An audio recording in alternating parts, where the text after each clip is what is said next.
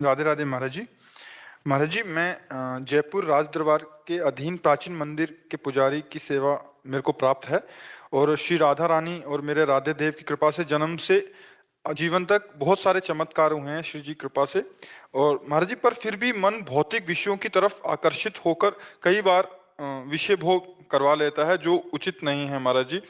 महाराज जी, एक गुरु ने शिष्य को मंत्र दिया प्रेत सिद्ध करने का। प्रेत सिद्ध हो गया तो उसने कहा काम बताओ, तो उन्होंने काम बता दिया। अब वो प्रेत जल्दी से कर लिया। फिर कहा काम बताओ, तो उनका कितना काम? बोले काम नहीं बताओगे उठा के पटक देंगे तुमको।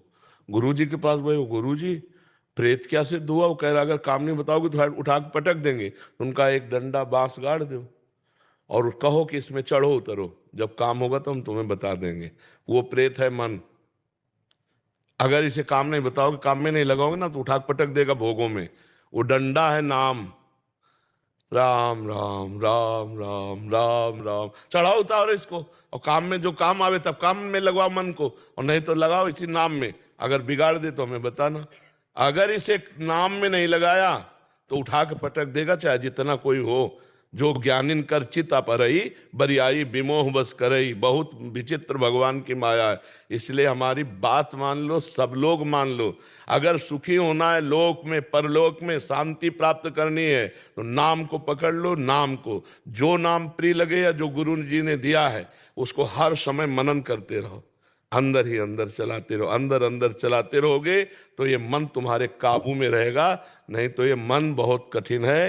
हिमालय को उठा लेना सहज हो सकता है, लेकिन मन को रोक लेना कठिन है। अगर वो ठान ले कि मुझे ये करना है, तो चाहे इसके बाद गोली मार दी जाए वो बर्दाश्त कर लेगा, पर वो करेगा।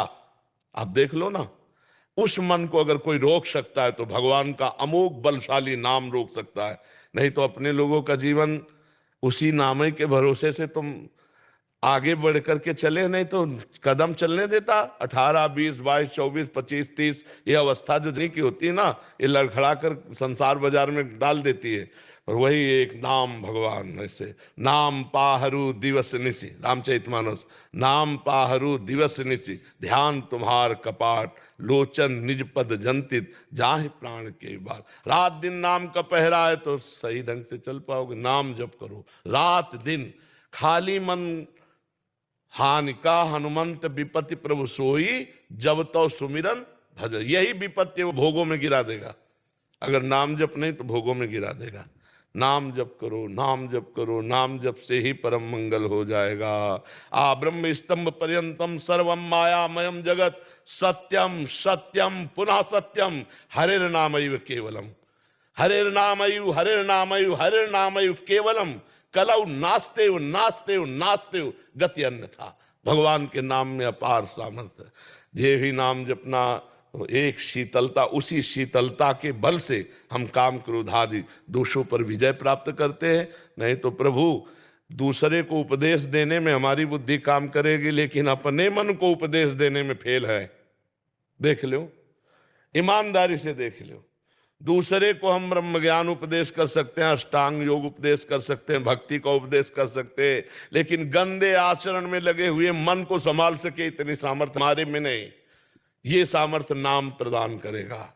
नाम बल प्रदान करता है, तभी इस पर विजय प्राप्त की जा सकती। नहीं जानकारी किसको नहीं प्रभु, ये गलत है। जानकारी फिर वो क्यों नहीं बचता जब जानता है गलत? क्योंकि उसमें बल नहीं, अध्यात्म बल नहीं। और अध्यात्म बल क्या है? नाम। बारी मथे घृत होए बरु सिकताते बरु तेल, बिनु हरि भजन न भौतरिया सिद्धांत अपेल। बिना भगवान के नाम के भजन के संसार से तर नहीं सकता, पक्की बात है। हमारे भगवान का नाम एक प्रणव भी है।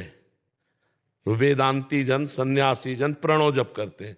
तो चाहे ओंकार कहो, चाहे राम कहो, चाहे हरि कहो, नाम तो उसी परमात्मा का ही है। बिना उसका चिंतन किए हमारी गति नहीं होने वाली, पक्की समझ लो। तो खूब नाम जप करो और सात्विक भोजन करो, और बिना भगवान को अर्पित किए कोई भी चढ़ावा मत खाना। जैसे पैसा आया चरणों में, वस्त्र आया चरणों में, फल आया तो पहले ठाकुर को भोग लगाओ, फिर वो अगर वो सीधे घर चला गया तो पाप का काम करेगा, वो नुकसान का कर देगा। इसलिए जैसे सेवक हो ना श्री ठाकुर जी के, तो सब कुछ समर्पित करके ही प्रयोग करना। और नाम जप भगवान का, और जो आपके सामने आवे पहले उसको मन से प्रणाम करो।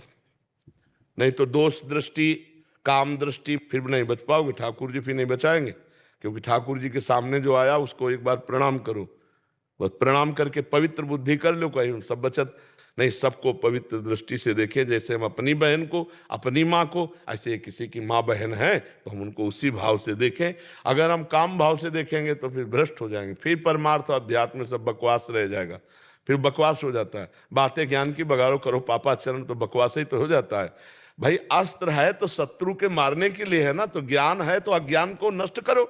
ये अज्ञान ही तो है, काम वासना, क्रोध वासना, लोभ मोह मद मत्सर, यही तो। इन पर विजय प्राप्ति के बिना कोई ज्ञानी या भक्त या महात्मा थोड़ी हो जाता है, इन पर विजय प्राप्त किया जाता है। अगर हमारा मन कामादि दोष से रहित हो गया तो ब्रह्म स्वरूप मन हो गया। इंद्रियाणाम मनश्चास्मि, भगवान कहते हैं इंद्रियों में मन मैं हूं। तो नाम जप करो, भगवत प्रसाद पाओ, किसी माता बहन की तरफ गंदी दृष्टि न करो। देखो मन में बल आ जाएगा, अध्यात्म बल आ जी, जाएगा। मंदिर में अगर रहते होंगे तो वहाँ बहुत सारे लोग प्रणाम करते हैं, नमस्कार करते हैं, तो उससे भी भजन क्षीण होता है। हाँ, अपने को न माने ठाकुर जी को माने, ठाकुर जी को प्रणाम कर रहे हैं, अपने तो पैर छुआवे नहीं।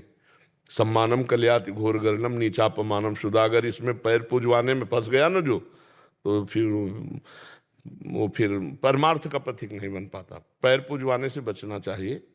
अगर उनकी श्रद्धा है वो साष्टांग दंडवत करे, तो हमारी भी तो, हमसे ज्यादा श्रद्धा तो उनकी है, तो हमें भक्त मान के साष्टांग दंडवत कर रहे हैं। हम भक्त हैं, उनको दंडवत नहीं कर पा रहे हैं, तो हमारे तो अभिमान है, वो तो श्रद्धावान है, हमें उसकी श्रद्धा को प्रणाम करें। भैया तुम्हारी महान श्रद्धा है कि तुमने 8 अंग फैला करके भक्त को दंडवत किया, भगवान के नाते से। हम भगवान के हैं और हम तुम्हें नमस्कार न करें, तो हमारी तो अहंकार में ही वृत्ति हो गई ना।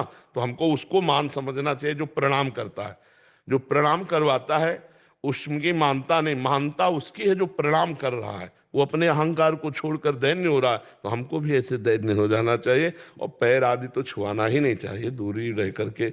गृहस्थ में हो आप, हाँ, तो बस ठाकुर सेवक रहो, पैर पूजवाना नहीं।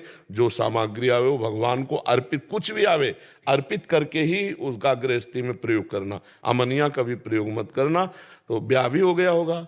हाँ, तो अन्य माता बहनों की तरफ काम दृष्टि मत करो। अगर काम वेदना आती है तो धर्मयुक्त होकर अपनी पत्नी से, वो दोष नहीं, वो पाप नहीं है, वो कोई तुम नैष्ठिक ब्रह्मचारी थोड़ी हो। हाँ, तो वो ऐसा बस पराई माता बहनों की तरफ गंदी दृष्टि न हो कि मंदिर में रहकर इधर उधर चाल चलो तो फिर नरक ही जाना पड़ेगा, ठाकुर जी नहीं बचा पाएंगे।